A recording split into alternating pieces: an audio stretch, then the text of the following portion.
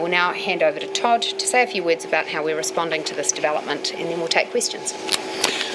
Well, Nicola, thank you. Ladies and gentlemen, the announcement today is not surprising. As we've said over the last short period of time, there have been signals out of the US that there was likely to be a change, that New Zealand could be impacted by that. As Nicola has said, it's just a formula that's been used that says a list of countries that sell more to the US than they buy from the US have had 15% or in some cases higher placed upon them.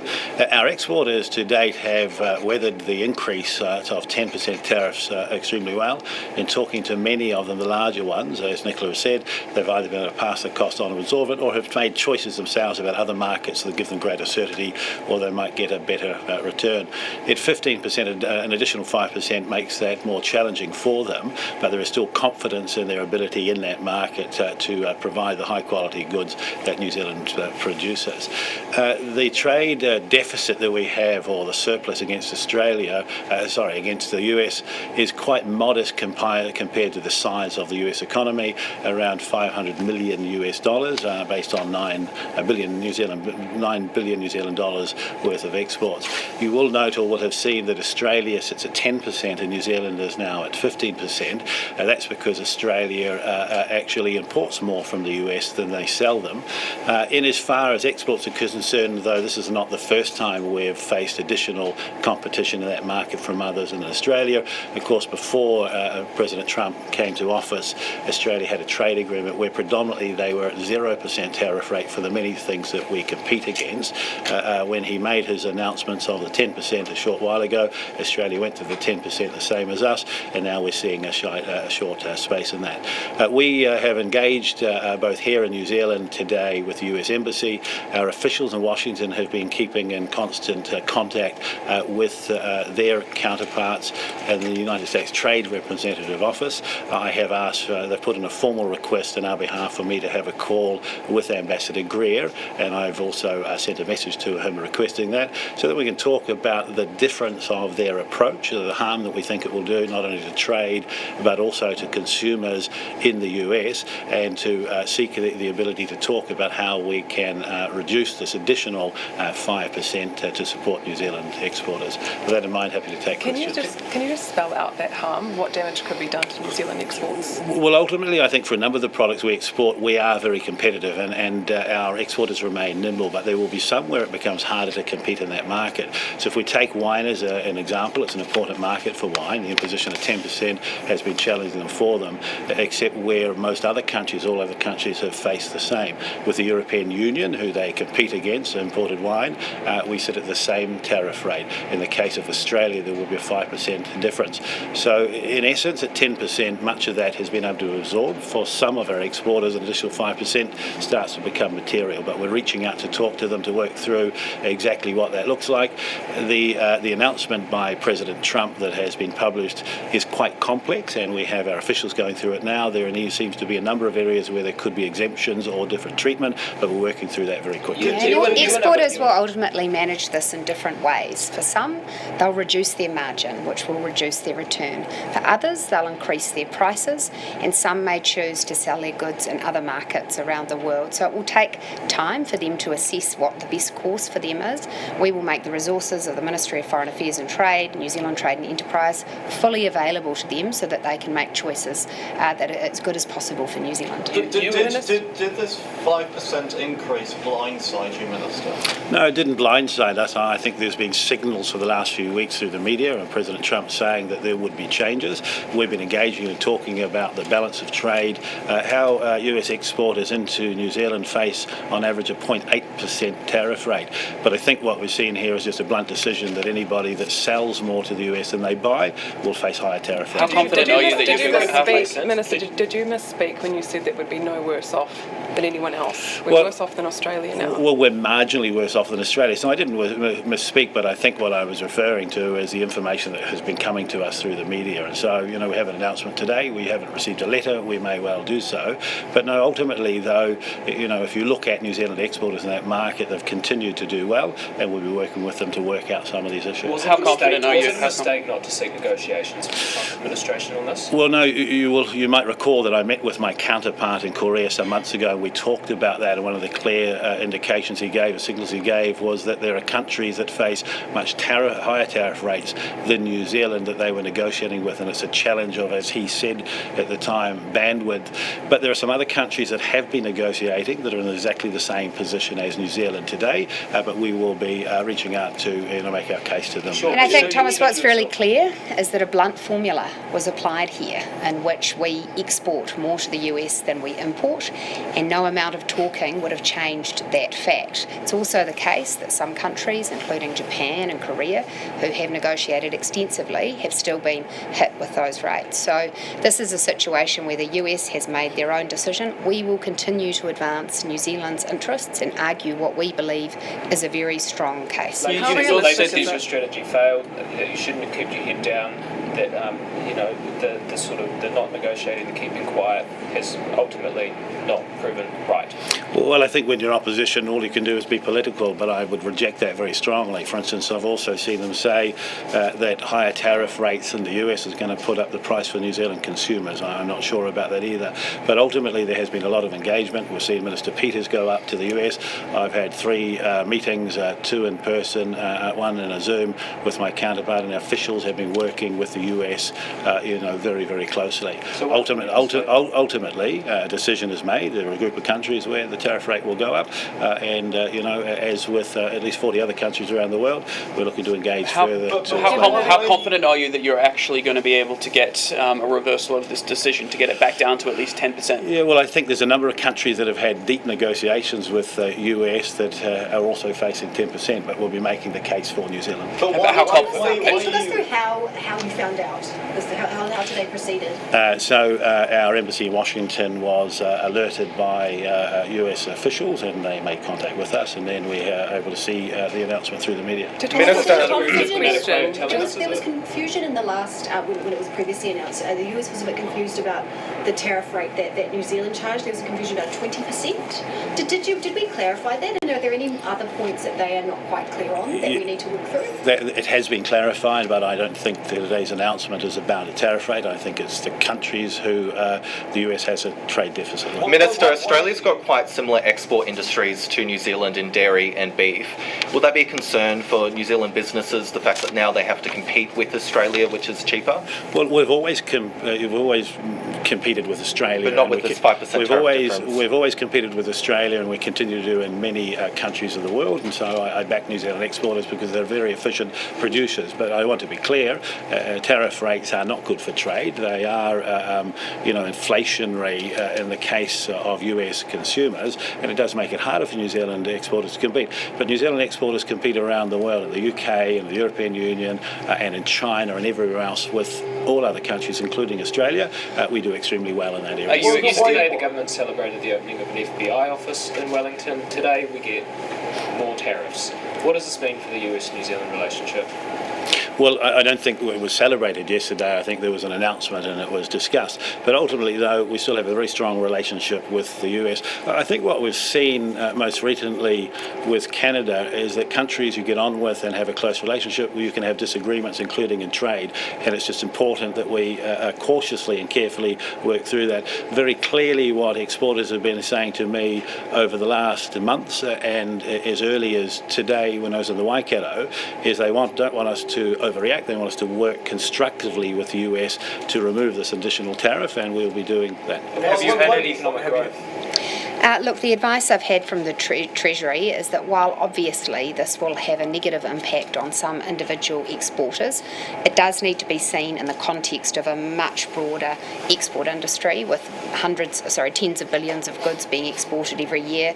The potential impact to returns at the extreme end is about 0.6%. To put that in context, export returns can typically fluctuate by 8% in a year. So this is small. in the overall proportion of the exporting that New Zealand does. I'm also advised that at the margin, it would have a downward impact for inflation and interest rates. Obviously, it's not good for the world economy. As we've said previously, the world does better when trade flows freely, but to some extent, global markets have already priced in this tariff war. So today's developments don't have a particularly negative impact, aside from that which we'd already been anticipating and which you've already seen reflected in low levels of business confidence. What's the number of that 0.6 in terms of a dollar figure? Let me take you through that. So the way that works is that if you take our overall trade with the US at about $10 billion, and then you say, well, at the margin you're adding 5%, that's 500 million, then that amounts to, in our overall return, around 0.6%. Do you intend to impose any reciprocal tariffs? Well, at this stage, our intention is to represent New Zealand's best case, and it is not clear to us at this point that approach would get a better deal for our exporters. So you're ruling out any kind of response? Well, no. It's, as I said by the media earlier, it's not something I'm going to be drawn on because the focus at the moment is to continue to engage with the US and make the case. If you think about, as I mentioned earlier, the trade surplus or deficit has swung quite significantly. It's not that many years ago that actually the US had a significant trade surplus in their favour against us, and there are New Zealand companies, including in New Zealand, that are looking to buy planes and things like that in the very near future. I can see a time, not too far away, where actually we have a larger trade deficit with the US, and that will be very much the case that we will be making to them. So very clearly, exporters have said to us that what they want us to do is work through this, and we'll be putting all our efforts into ensuring that we can, have the tariff rate reduced. You've talked up a big game, Minister. You've talked up a big game about the engagement with the US, citing your trips over. We know Foreign Affairs Minister Winston Peters went over. Do you feel like you've failed in the sense that you haven't convinced the US to back off and leave New Zealand alone in this respect? Well, no, we haven't talked up our efforts. We've been talking about our efforts, and I've had 3 engagements with my counterparts. Minister Peters has been there, and there's been a lot of contact. So a lot of countries of the world doing the same thing. Interestingly, it's not that long ago we was holding conversations with Switzerland, who have virtually set up office there, and I noticed that they've got a 39% tariff against them. Ultimately, the US has said that they have a high tariff regime and a different approach to trade. In the case of other countries like us, they also face tariff rates. So we'll continue to engage, as we do with all countries, and ultimately put the effort in that New Zealand exporters expect us to. Are you considering taking WTO action or any sort of similar effort? No consideration of that at this time. And have you thought about bringing any investments forward in order to reduce that deficit, like the Boeing 757s, or asking in New Zealand, hey, do you need those planes sooner? Well, ultimately, one of the things we will continue to do, but with more detail now, is talk about some of the investments or the purchases that are likely to happen.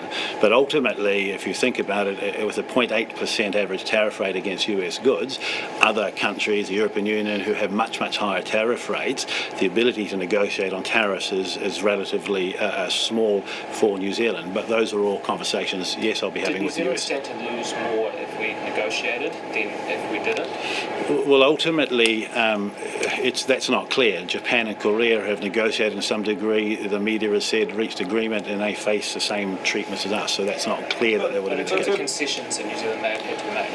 Well, again, from a tariff point of view, if we have 0.8% tariffs, on average, placed against US goods, then that's not a significant amount. But I think the announcement we've seen from the White House is not about tariff rates; it's about a trade imbalance. In the context of other countries, is New Zealand still in a relatively good place? There's only very few countries that got the 10%, so this is the second best case scenario, right? Well, I don't think escalating tariff rates are our best case scenario at all.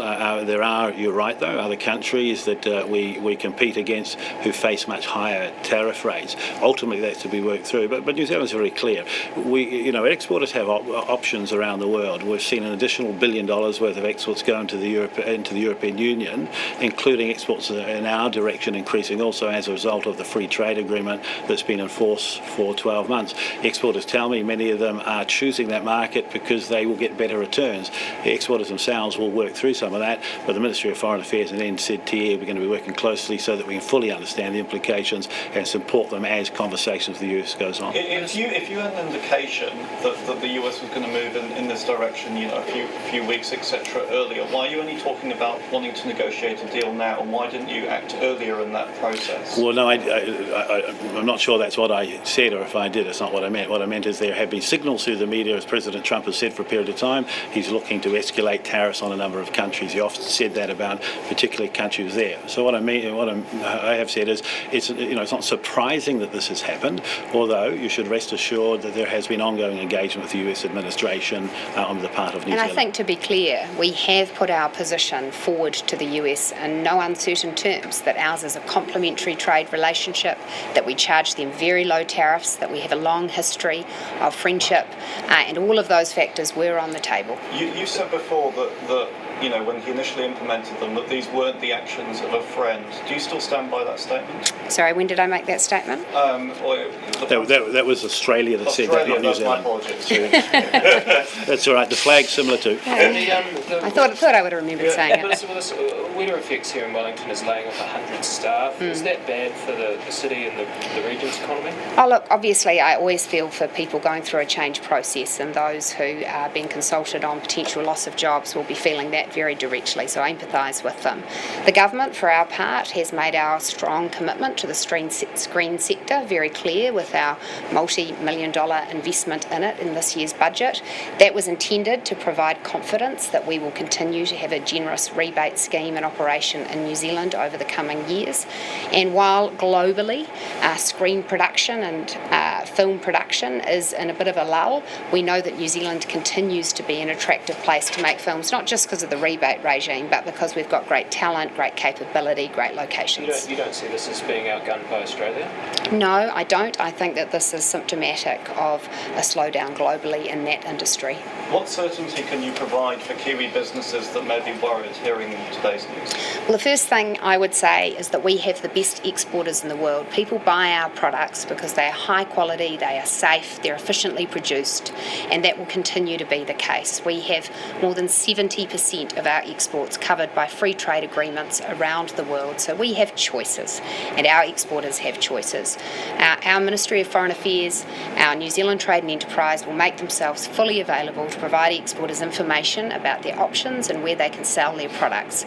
Ultimately, the world is going to want to keep buying New Zealand's products and services because we produce great stuff. And I know that this is unwelcome news today, of course it is, but I back our exporters to find ways through it and to continue to thrive. Do you think commentary of the negative impact of this move has been a little bit sensationalised in the context of everything else that's going on? Well, look, I can understand that as a free trading country, of course, any step backwards on that globally is something we won't welcome. And I can also understand that for some individual exporters, this is really bad news. But I do think we need to put it in perspective, which is that the US is only a small portion of our overall trade with the world, and that the exporters who export there are still producing great goods that are in demand globally. And we have to remember that over the past year, our exports grew phenomenally, both in volume and value. Why? Because the world wants what we make and what we sell, and I have every reason to believe that will continue to be the case. So while this is not a great development, of course it's disappointing. We shouldn't over-egg it.